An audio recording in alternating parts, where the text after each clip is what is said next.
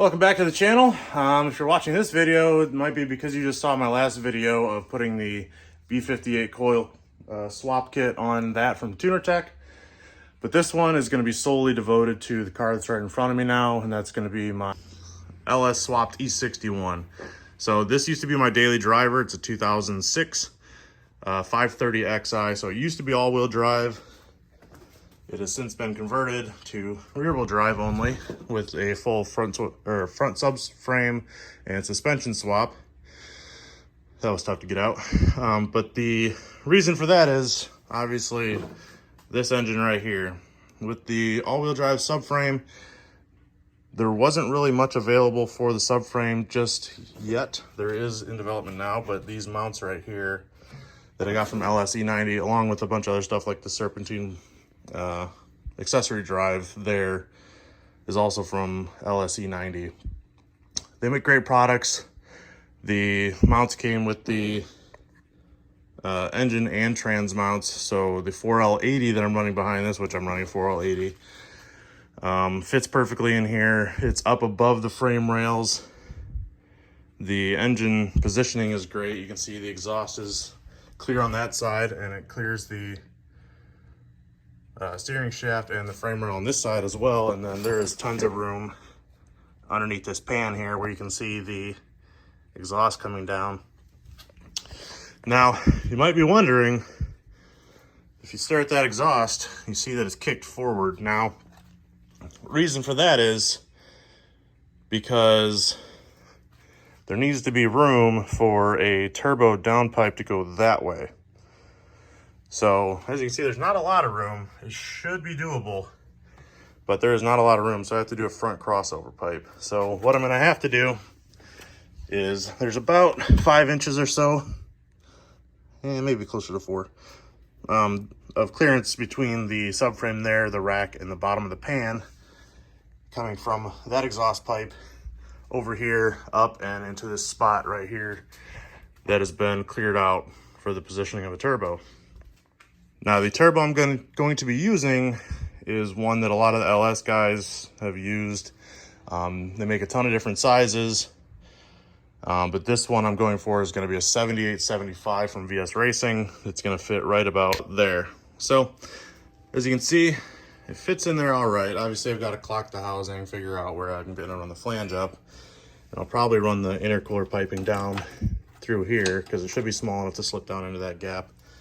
Down, around, and over, and then back up to the intake manifold here. So obviously you can see a lot's going on.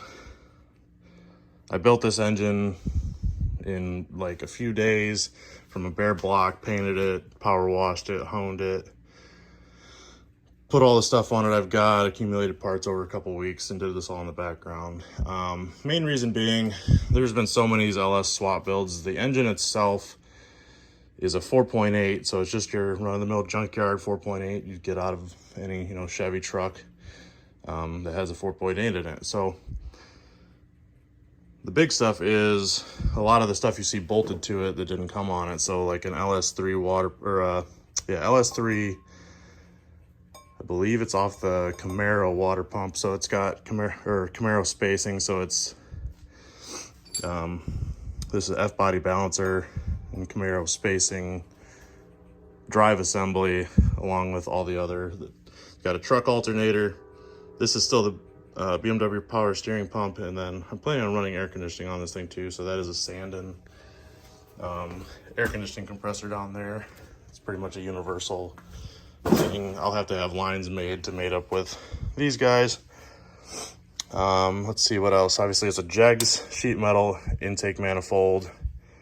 Siemens 80-pound injectors, obviously to support the turbo, and E85 if I want. With this turbo and these injectors, it should be able to support well over 600 horsepower on pump gas or E85. Obviously, I've got the block hugger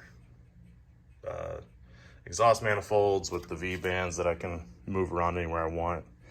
A lot of billet ICT goodies, the valley cover, the steam port crossover there, and the block offs in the back. So we just have a front crossover for the steam ports. Brand new balancer bolt, all brand new main and rod bearings. The coils are off of a 6-liter Escalade that was at the junkyard.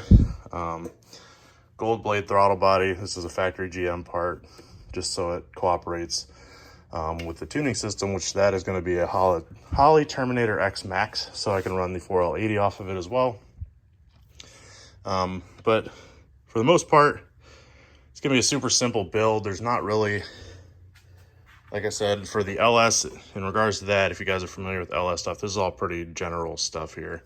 The only thing that's really maybe foreign to you guys is like this accessory drive from LS E90, and maybe the little things like the BMW power steering pump that I'm going to be running with this. But other than that, the stuff that I really wanted to film is basically just stuff that would be more specific to this platform, and some of it will also relate to the 3 series of similar era, so the E90, 91, 92, 93, and obviously any rear-wheel drive variant of this wagon, so E60, E61. So those are the main things I want to do with this project.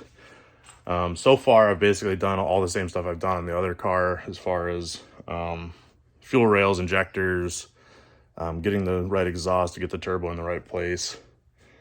But a lot of this is pretty straightforward stuff if you've done this stuff before. But for those of you that have not, I will explain more the BMW to GM connection that's going to happen between all of this stuff, just to make it work, because there's going to be some CAN bus breakout stuff. There's a box that LS E90 makes. Again, LS E90 makes a ton of this stuff, but there's going to be a lot of intricacies that I'll have to work with to get all this talking to the car and the car talking back to it. But for the most part, it's a pretty straightforward swap with what is available on the market. It's just the little fiddly things like the exhaust and belt routings and stuff like that that you have to decide on that makes it a little more complicated. So should be a fun build. The next video I'll have on this car will probably be the exhaust crossover in the front, like I was talking about. I've got the exhaust tubing. I need to get a couple more things like the flex pipe and the actual V-band flange and V-band clamp to be able to put the turbo in the position where I need it to, and then we'll build all that off of there. So, but that's it for this video. I know it's not a lot, but just kind of running down everything. If you have any questions about anything, or you see something that I missed, just type it down below, message me, whatever, and I'll be able to answer it for you. But again, it should be a fun build. So if you want to see that progress and stuff like that, subscribe, hit that bell, so you get all notifications for it. But other than that, that's going to be it for this video, and we'll see you next time.